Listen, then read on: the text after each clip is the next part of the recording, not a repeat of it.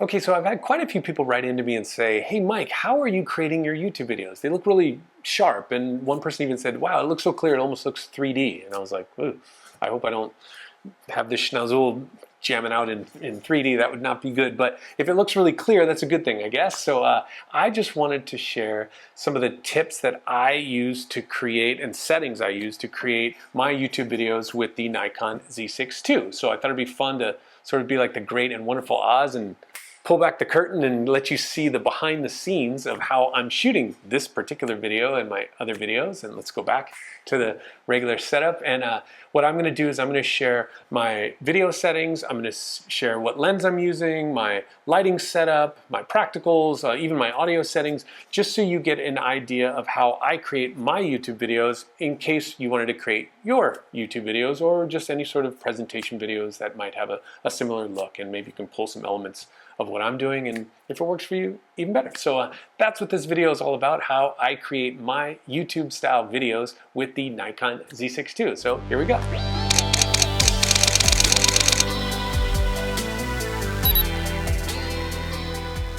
Hey everyone, this is Mike here with Mike McGee Photography. Okay, so this video is all about how I create my YouTube videos. Now, again, I'm primarily a still photographer, but I do these videos for YouTube. I have had quite a few people say, how exactly are you shooting this? What are your settings and such? So I thought it would be a good time to make a video just so I could get in depth and provide all the information that people need to see if they want to know how I create my videos. So I thought it would probably be best to focus on the 6 main areas. And so we got number 1, which is what lens, we have the focus mode, then we have the camera settings, then we have the lighting, audio, and lastly is like the video production portion. Now, those are probably the most important 6 areas of topics, and I'm going to go in depth on each one. And I thought, once again, it's one thing to see every video presented nicely like this, but when you kind of see a wide shot of it and you kind of see, oh, okay, it doesn't look so great from, let's say, a wide side view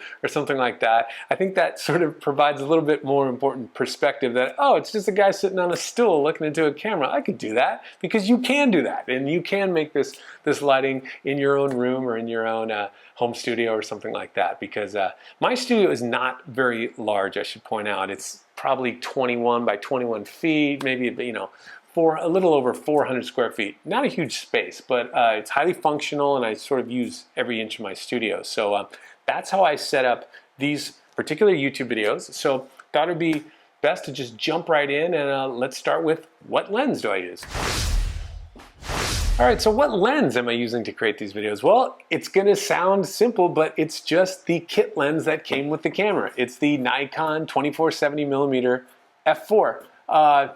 Believe it or not, that's all I need. I'm shooting in like f5 anyway, so I'll go into the settings details later, but I just want to focus on the lens. The kit lens is fantastic. I know in the past the word kit lens always sounded like a cheaper alternative, one that you don't want to buy, but this Nikon Z6 II kit lens is fantastic. I almost don't want to call it a kit lens. It's just the 24-70 f4.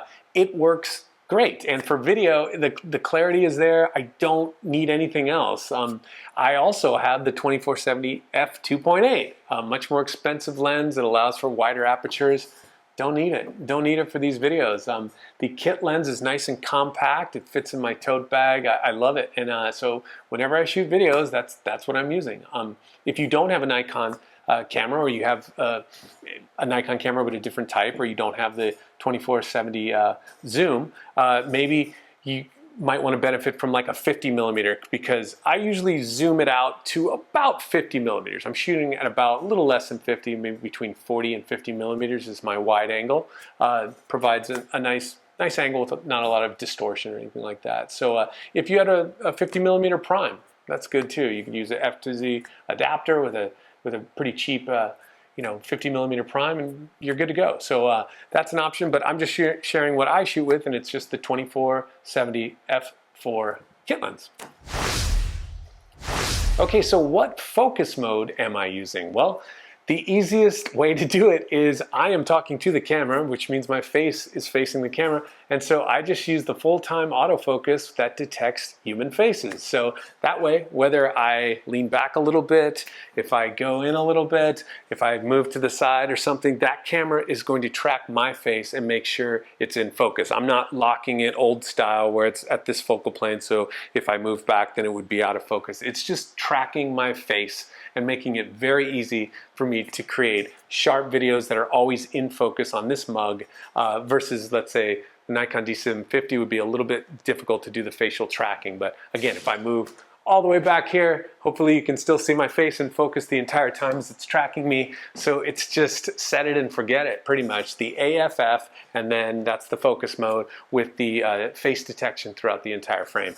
That's what I set it on. So if I happen to be doing some sort of DIY project and I need to focus on an element and I'm shooting from above to point out certain elements like a light, a strobe, or one of those DIY tricks that I do, then I might use a single point focus because there's not going to be a face there, and I'll just highlight a little dot that I want to focus on and just leave it on that. But all the time when I'm doing some sort of testimony or looking at the camera, just AFF, detect face. Okay, so how am I actually shooting this video? Well, I have it in the video mode, of course, because I'm shooting video, and I have my three main settings set to the ISO is 400, I have the shutter speed at 1/60th of a second, and I am at f5. That's how I have it set up.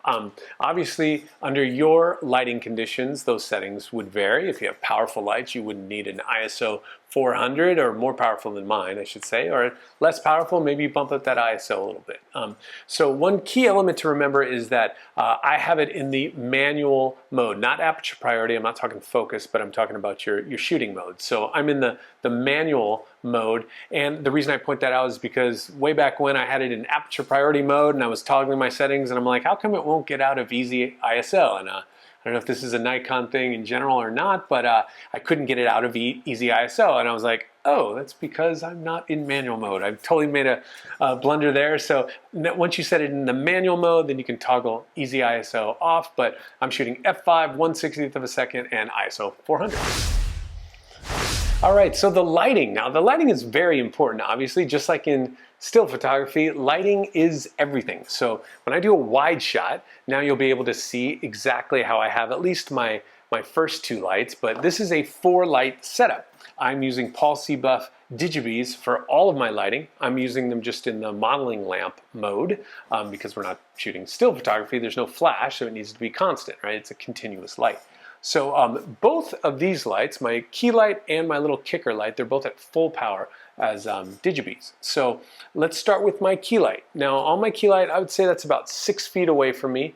It's about 5 feet up in the air and with a bit of a 45-degree angle on the camera left, that side of my face. Now, is it camera right? Camera right, sorry. My left, your right. So it's camera right on that side of my face. And so you want sort of the largest softbox you can get to soften that light and make it eye-pleasing. Now, let's say you don't have a softbox. Let's say you just have a really intense light bulb and it's a clip-on light or something like that. Well, you have options. You could use a shower curtain, like a translucent shower curtain, not a clear one, but a translucent white one, let's say. Some sort of light diffuser. If you have a window and you want to shoot during the day, again, some sort of diffuser that would allow that light to go through that diffuser and just soften that light. A window is a great idea. Then you'd have to only shoot during the day. But who cares? It works. If it works and it's free, natural light is always best. So use some sort of diffuser. In my case, I use a giant octabox attached to a Digiby at full power. Now, I use a little kicker light here, and you might wonder, why do you have a kicker light? Well, that's just to create a little bit of depth. If I don't have this light, then this side of my face is just a little dark, this side, and it becomes more moody. Less depth, you don't get to see this beautiful face. I can't even keep a straight face. But you have that kicker light right there just to sort of angle it. Usually I angle it right to the shoulder, so it creates a little bit of rim light, again, just for depth, so that you see, maybe that's more of that 3D element to it, but just creates separation between the background and your subject matter. So you have those two lights in front. Now in the back, I have two. These are optional, but it's just really to create sort of an eye-pleasing candlelight type moody atmosphere, right? So I have a couple of ambient lights in the background. Now I'm shooting at f5, so they become softened out, and that's what I want. And those are called practicals. And so I have one over each shoulder. I just have Digibes as well. They're on about, a little less power, and you'll just have to dial in based on how far away they are from the subject. This one over here is like -1.7. This one's -2.7. Just to create a little bit of atmosphere in the room to make it a little more eye-pleasing. But I also have colored gel domes on each one of these practicals. I use yellow colored gel domes. When it's a white light, it's a little harsh and it sort of draws your eye to it. When it's gold or yellow, it's just kind of creates that mood, that atmosphere that I'm going with. And the teal backdrop is not by chance. I really like that teal background, and you can kind of go with the teal-orange combo. If you're trying to decide, well, what color combo do I want to use for my videos? Well, you can always look at a color wheel. And when you punch up a color wheel, the colors that are on opposite ends of that wheel are typically very complementary colors in that color palette. So like a teal orange, like a purple and yellowish gold, that sort of thing. You can just play around with different elements. And so what's nice about these colored gel domes is that if I don't like the yellow and wanted to go more orange, I just pop off a yellow, put on an orange. But you might have like a little neon light or some sort of, any sort of atmospheric light. Their LED strips are great because you can literally toggle different types of lights. So lighting is extremely important, just like it is in photography, but in video, it's also very important. And so that is my 4-light setup for how I shoot my YouTube videos. Okay, so what type of audio am I using for this? Well, from the camera standpoint, I know that you can fine-tune your audio selection and bump it up, bump it down, but I gotta be honest, I just use the auto mic settings on the camera itself. So I always figure if it's a little low, a little high, I have adjustments that I can make in post, but I also have adjustments that I can make on my microphone itself. But I just leave it on auto on the camera. Seems to work okay. Fingers crossed that I didn't jinx it. But that's how I set it up on the camera. Now, I went through a series of microphones because I think personally audio is more important than video when you're doing YouTube. I can deal with crystal clear audio and pixelated video, but if you flip it and you make the sharpest video possible and I can't hear it or it's very muffled, that's one that I usually want to pass on. So audio is almost more important than your video as far as I'm concerned for YouTube. So I went through a couple of different options. I used to have one of those Boya lav mics that was like 15 bucks. It had a really long cord and it would plug in and it would connect, and believe it or not, it sounded great.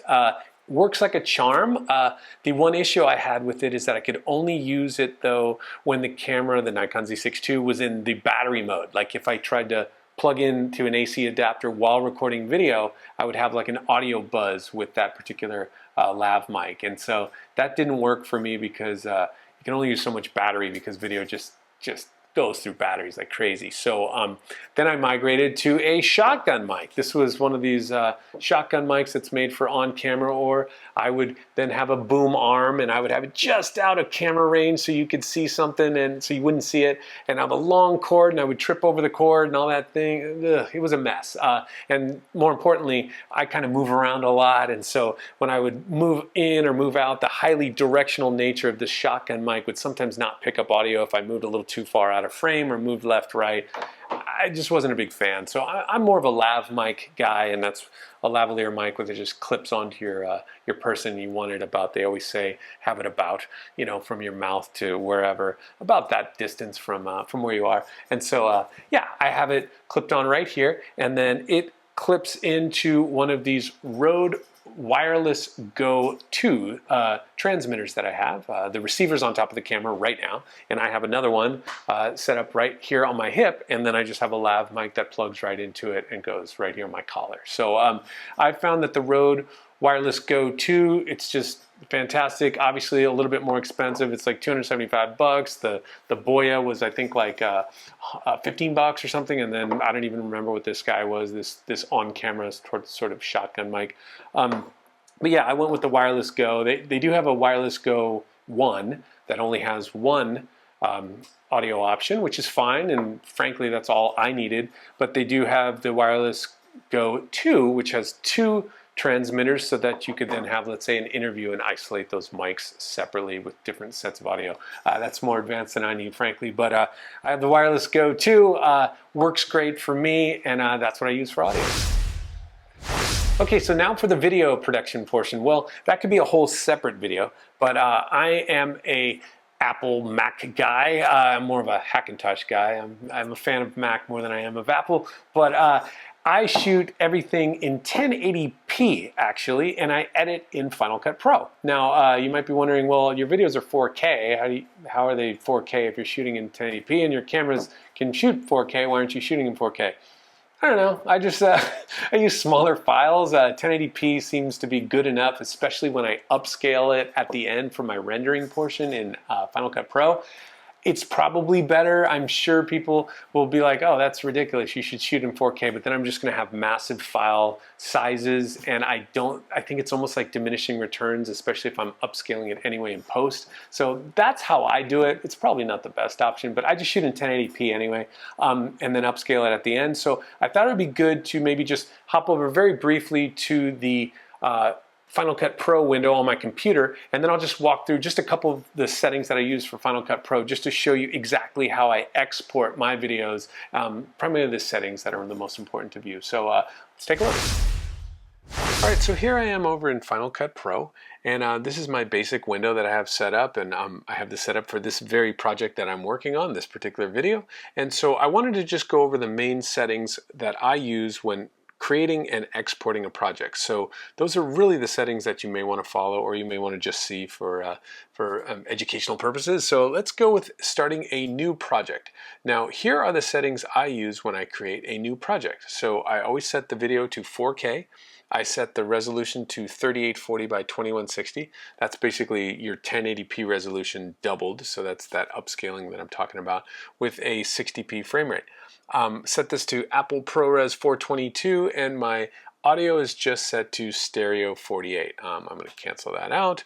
And now, after doing my video editing for this particular project, let's say, now I want to export it. Well, I save my default as my YouTube settings, so I'm just going to go to the share, and what I have is the master file default, which I can just automatically go to when I export a video for YouTube. But what I'm going to do is just show that exact, let's bring that over, the exact master file default settings that I use. So this is really the format that I use. I say save it to the computer because I'm exporting it directly to a file. The video codec for YouTube I save as the better quality, and you go with the H264, and then my resolution is 496 by 2160.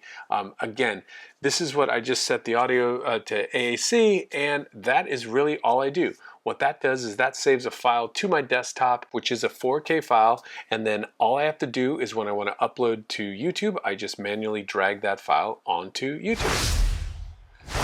All right, so there you have it. That is how I create videos for YouTube. Again, sort of the wide angle shot when you get to see behind the scenes, it's not that complicated. You can do it. You can do it in your house, you can do it in your garage, you can do it just by a window or something like that. There's all different ways to shoot videos for YouTube, so I just wanted to share the way I shoot them in my photography studio, but feel free to pull some of the elements that may be beneficial to you and create your own videos, and that's really the point of this video. Now, if I missed anything, which I probably did, feel free to ask any questions in the comments below, and I'll do my best to answer them or confirm them or what have you. And I'm also going to post my email address in the description of the video, and if you have any questions at all related to photography, I'll do my best to answer them, and maybe I'll make a video about like a Q&A type video if anybody has any questions about photography, either advanced or beginner. If I can help, or even if I can answer that, I'll make a video about it. So thanks for watching. I hope this was beneficial. If it was, you can feel free to give it the like and maybe subscribe, and hopefully you enjoyed this video, and thanks for watching.